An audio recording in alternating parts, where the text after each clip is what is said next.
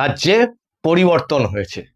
আর সেই পরিবর্তনের অন্যতম একটা বড় বৈশিষ্ট্য হচ্ছে এই যে মানুষ কিন্তু আর সবকিছু চোখ বুজে মুখ বুজে মেনে নেবে না। আর সেটারই একটি উজ্জ্বল দৃষ্টান্ত আমরা গতকাল দেখতে পেলাম। কোথায় এবং কি সেই ঘটনা সেটা অনেকেই জেনেছেন, কিন্তু এতৎসত্ত্বেও তার একটা প্রথম চিত্র, কিসের থেকে সেই ঘটনাটার সূত্রপাত, সেটা প্রথমে আপনাদেরকে একবার দেখিয়ে নিই। আপনারা অবশ্যই সেটাকে চিনতে পারবেন। নমস্কার, মানুষের ভাষায় আপনাদের সকলকে স্বাগত। আমি প্রবীর রায়চৌধুরী আপনাদের সাথে। চলুন ইতিহাসটা আগে দেখি। দেখুন তো এদেরকে চিনতে পারেন কিনা।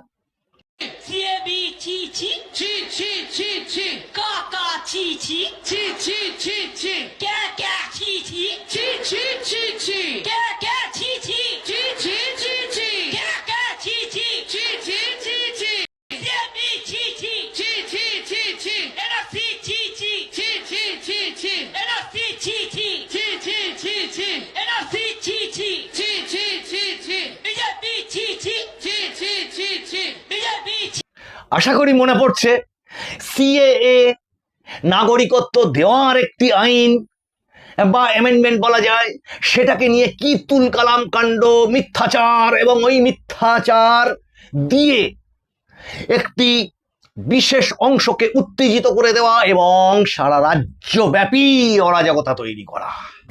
এই সব কিছু আপনারা দেখেছেন, আমরাও দেখেছি, সহনাগরিক আমরা সকলেই তার ভুক্তভোগী। এবং একজন ওই মুখ্যমন্ত্রী, তিনি তার মিথ্যার যে কত বহর সে এই রাজ্যের মানুষ দেখেছে, শুধু না এখনো দেখে চলেছে। লাখ লাখ কোটি কোটি টাকা গর্ত খুঁড়লেই বেরোচ্ছে, সোনার বাঁট বেরোচ্ছে, অস্ত্র বেরোচ্ছে, চতুর্দিকে কেলেঙ্কারির পর কেলেঙ্কারি, শিক্ষা ধ্বংস করে দিয়েছে, স্বাস্থ্য ধ্বংস করে দিয়েছে, সব তো হলো।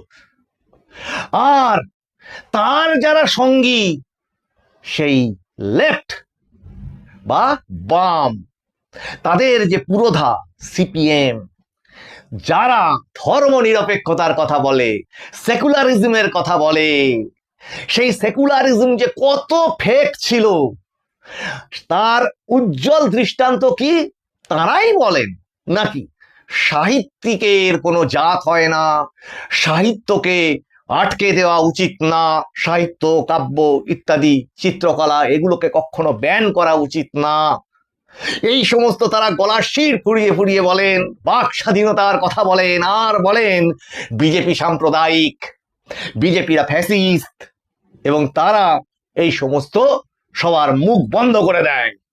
নরেন্দ্র মোদী সকলের মুখ বন্ধ করে দেয়, বিজেপি হচ্ছে ফ্যাসিস্ট দল। আর সেই বামফ্রন্টের আমলে বিমান বসুর মুখ দিয়ে যা বেরিয়েছিল, তসলিমা নাসরিনকে এই রাজ্য ছেড়ে চলে যেতে হবে, কোট আনকোট। এবং তসলিমা নাসরিনকে চলে যেতে হলো। তার আগে তার একের পর এক বইকে ওই বামফ্রন্ট সরকার ব্যান করেছিল, লজ্জা, দ্বিখণ্ডিত ইত্যাদি ইত্যাদি ইত্যাদি। আর সেই তসলিমা নাসরিন ফিরলেন। দিদি তসলিমা নাসরিন, আপনাকে মানুষের ভাষার তরফ থেকে স্বাগত।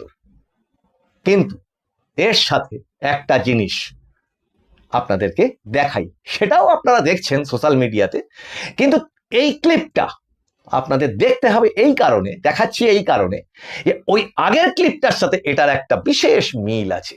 চলুন আগে দেখে নিই, তারপরে এপিসোডের আসল অংশটাতে আসবো। নমস্কার। নমস্কার। আমি দেখতে পাচ্ছি কবি জয় গোস্বামী এখানে আছেন। আপনি যদি একটু মঞ্চে আসুন, কিছু বলুন।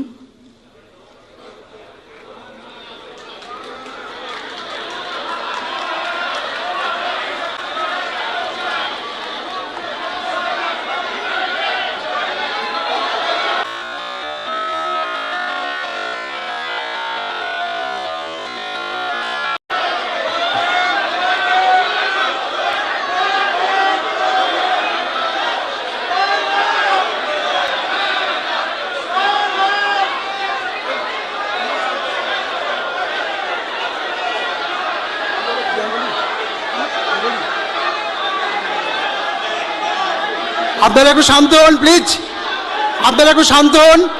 দেখুন, আরে আমরা তো জারের শাসনে নেই। এই যে বললাম ভরসা ভরসাহীন হয়েছে, আমরা তো জারের শাসনে নেই। বিরুদ্ধ মত আমাদের শুনতে হবে। আর দিদি যেখানে বলেছেন, দাঁড়ান, দিদি যেখানে বলেছেন সেখানে কোনো কথা হবে না, কোনো কথা হবে না। বসুন আপনারা, দিদি যখন বলেছেন কোনো কথা হবে না, প্লিজ।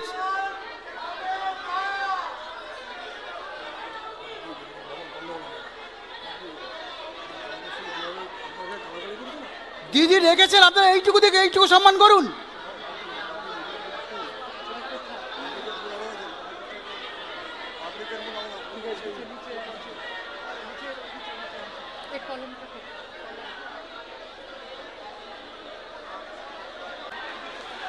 কোথায়?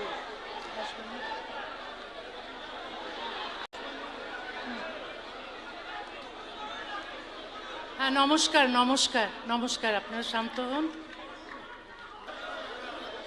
আমি কি কথা বলবো? তাহলে আপনারা একটু শান্ত হন, কথা বলবেন না। চিনতে পারলেন সুধী দর্শকবৃন্দ? আশা করি চিনতে পারলেন। এবং মানুষ যে আর মুখ বুজে মেনে নেবে না সেটাও দেখতে পেলেন। একটি রাজ্য, সেই রাজ্যটাকে ৮০টা বছর ধরে তছনছ করেছে যে সমস্ত শক্তিগুলো, সেটা তো মানুষ ভুক্তভোগী, ঠেকে ঠোকে দেখে সবকিছু শিখে এই পরিবর্তন এনেছে। এটা কোনো রাজনৈতিক দলের পালাবদল নয়, এক পরিবর্তনও শুধু নয়, এক রূপান্তর বিবর্তনের মধ্যে দিয়ে এই রাজ্য এবং আমরা এই মানুষজন আমরা এগিয়ে চলেছি। অন্ধকার যুগের অবসানে এক নবজাগরণের সূচনার মধ্যে দিয়ে আমরা যাচ্ছি, এটা মাথায় রাখতে হবে। আর ওই বিজেপির রাজ্য সভাপতি মাননীয় শ্রমিক ভট্টাচার্য মহাশয় একটা কথা বলেছিলেন, মানুষ কিন্তু খুব রেগে আছে। এই কথাটা খুব ইম্পর্টেন্ট।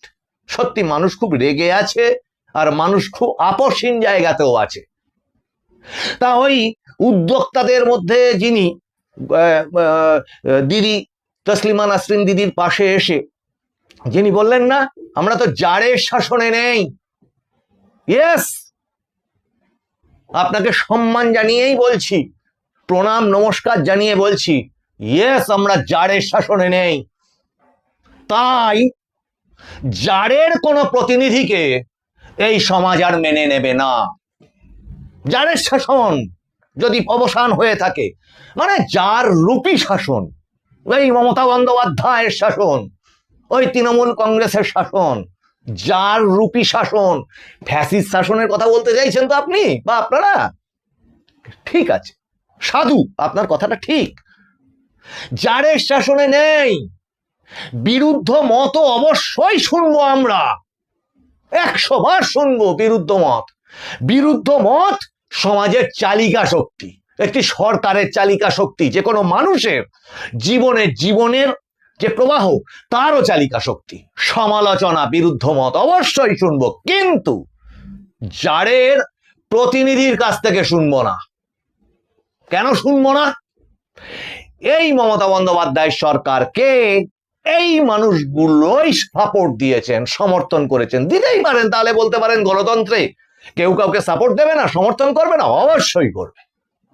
কিন্তু ভাবতে হবে কখন কখন ওনাদের পেনের কালি শুকিয়ে গেছিল, এটা তো বুঝতে হবে। এই যে ক্যা ছি ছি, এই মিথ্যাচার, তার স্টেজের সঙ্গী এনারা সেই স্টেজে দাঁড়িয়ে ওই মিথ্যাচারটা করেছিলেন, এবং ওই উস্কানিতে সারা রাজ্যে আগুন জ্বলে গেছিল। পরবর্তীতে একের পর এক হিন্দুদের ওপর বিভিন্ন রকমের অত্যাচার নেমে এসেছে। বাংলাদেশের দীপু দাসের মর্মান্তিক কাহিনী, সারা বাংলাদেশ জুড়ে হিন্দু নরসংহার একের পর এক। এদিকে চলে আসুন হরগোবিন্দ দাস, চন্দন দাসের মর্মান্তিক ঘটনা।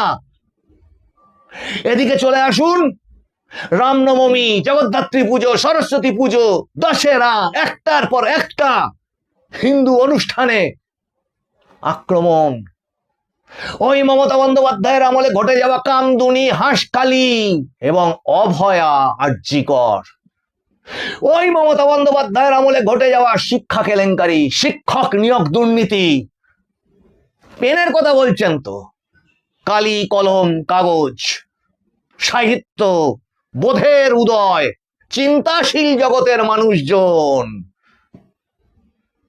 একজনের মুখ দিয়ে একটা প্রতিবাদ বেরোয়নি, একজনের কলম দিয়ে একটা আর্টিকেল বেরোয়নি। এরা এই সুবিধাবাদীদের, আর এরাই বলেছে এবং তাদের সাপোর্ট দিয়েছে বামেরা। কি? বিজেপি কিসের দল? ফ্যাসিস্ট দল, সাম্প্রদায়িক দল। বিজেপি মানে হচ্ছে বাক স্বাধীনতা বন্ধ করে দেওয়া, বিজেপি মানে হচ্ছে মানবাধিকার লুণ্ঠন করে নেওয়া, বিজেপি মানে হচ্ছে মৌলিক অধিকারগুলোকে ধ্বংস করে দেওয়া। এগুলোই তো বলেছেন এরা, এগুলোই তো বলেছেন মমতা বন্দ্যোপাধ্যায়। এবং এরা, এই যাদের চিত্রগুলো দেখছেন, এদের নামটা আজকে মুখে আনতে আমার সত্যি সত্যি ঘেন্না করে। কেন ঘেন্না করে সেটাও বলছি। এরা এই সমস্ত মতবাদগুলোকে সাপোর্ট করেছেন। এরা এই যে এদের যে নৈশব্দ, এদের নৈশব্দ এই ভয়ঙ্কর ভয়ঙ্কর অত্যাচারগুলোর ওপর, এই ভয়ঙ্কর ভয়ঙ্কর কেলেঙ্কারিগুলোর ওপরে, ভয়ঙ্কর ভয়ঙ্কর ক্রাইমগুলোর ওপরে এদের নৈশব্দ পেন দিয়ে একটা লেখা পর্যন্ত বেরোয়নি। এদের কোনো মিটিং মিছিল সভা করতে ইচ্ছা হয়নি। তাহলে এরা তো ওইটার সমর্থক, চুপ করে থেকেছে।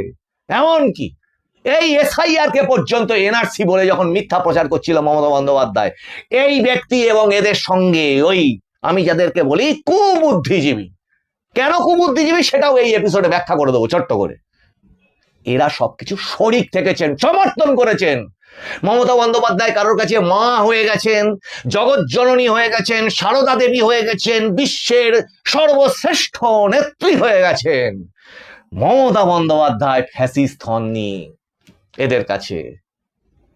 তার ভয়ঙ্কর স্বৈরাচারী অত্যাচারগুলো, তার মানুষের গণমাধ্যমের কণ্ঠরোধ করে দেওয়া, ইউটিউব চ্যানেল থেকে সাংবাদিকদের থেকে শুরু করে সমস্ত কিছুর বিরুদ্ধে মিথ্যা মামলা দেওয়া, কেস করা, তখন এদের ওই মমতা বন্দ্যোপাধ্যায়কে ফ্যাসিস্ট বলে মনে হয়নি। আর কেন ঘৃণা করি? একজন বুদ্ধিশীল মানুষ, যার অবশ্যই এটা যদি স্বীকার করেনি, তার পেনের লেখার সুললিত ক্ষমতা আছে, তাহলে সেই ক্ষমতাকে কেউ না কেউ একটা বৃহৎ অংশের মানুষ ভালোবাসলো, তার বই কিনলো, পড়লো, এবার তার জনপ্রিয়তা হলো, মানে তার সমাজের উপর একটা প্রভাব বিস্তার হলো। এই প্রভাবকে যদি বিক্রি করে কেউ, মানে এই প্রভাবশালী সেই মানুষ, সে যদি মিথ্যাচারের সঙ্গ দেয়, সে যদি এই ধরনের ভয়ঙ্কর ভয়ঙ্কর কুকীর্তিগুলো, অত্যাচারগুলোর বিরুদ্ধে নিঃশব্দ থাকে, বরং তার সাপোর্ট করে, তার ফলবশত সমাজের প্রতিক্রিয়া, সমাজের বৃহৎ অংশের ওপর তার প্রতিক্রিয়া কি দাঁড়ায়। তাই একজন সাধারণ মানুষের তুলনায় এরা অনেক বেশি ঘৃণার। আর একটা কুবুদ্ধিজীবী কেন বলছি?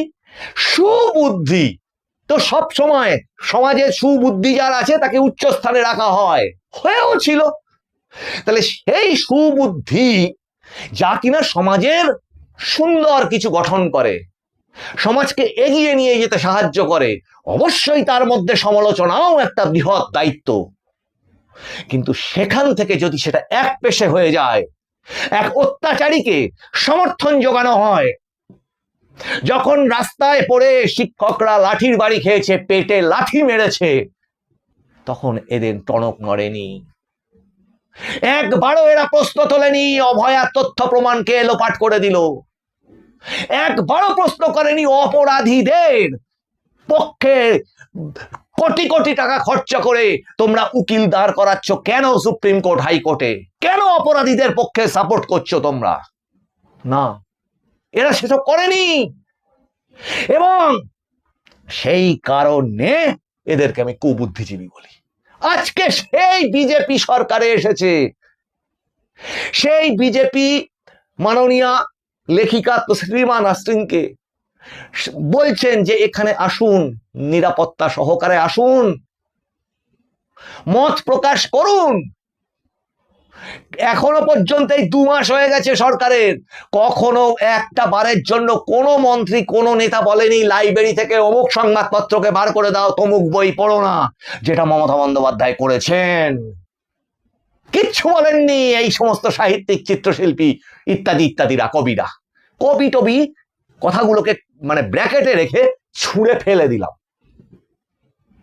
শুধু দর্শকবৃন্দ, তাহলে এদের আবার গা ঘেঁষাঘেঁষি করে ওই বিজেপি নেতা টেতাদের দিয়ে বা এই সরকারের তৈরি একটা অনুষ্ঠানে আসতে লজ্জা করে না? নির্লজ্জ। কিন্তু নির্লজ্জ তুমি হও, সেটাও তোমার অধিকার, সেটাও তোমার অধিকার। নির্লজ্জ হওয়া, দুকান কটা হওয়া এবং বিবেকে অন্ধ হওয়া, এ সবই তোমার অধিকার। কিন্তু মানুষেরও অধিকার আছে তোমাকে বর্জন করবার, তোমাকে ঠিক এইভাবে বর্জন করবার। কাজেই এটাও মাথায় রাখতে হবে, সেই সমস্ত উদ্যোক্তাদেরও মাথায় রাখতে হবে, অত উদারতা মানুষ মেনে নেবে না। ফ্যাসিস্ট যদি জার হয়, ফ্যাসিস্ট যদি হিটলার হয়, তাহলে ফ্যাসিস্ট স্বৈরাচারী ওই মমতা বন্দ্যোপাধ্যায় এবং তাকে সঙ্গ দেওয়া মানুষজনও।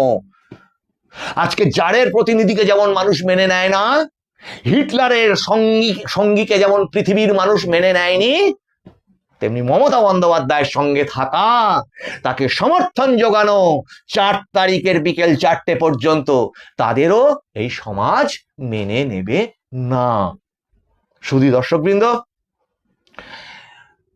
এই এপিসোডগুলো যদি আপনাদের ভালো লাগে, আপনারা একটু লাইক, শেয়ার, কমেন্ট করুন, সাবস্ক্রাইব করুন। নতুন সমাজ গঠনের পথে আপনাদের মতামত জানান, এবং সেটা মত এবং বিরুদ্ধ মত দুটোই হতে পারে। একটু শেয়ার করুন, নোটিফিকেশনকে অন রাখুন, আর যাতে এই এপিসোডগুলোর নোটিফিকেশন আপনাদের ফোনের মধ্যে ঠিকঠাক যায়। আর আপনারা নজর রাখুন মানুষের ভাষার পর্দায়, কারণ মানুষের ভাষা সবার মনের কথা বলে। বন্দে মাতরম। নমস্কার।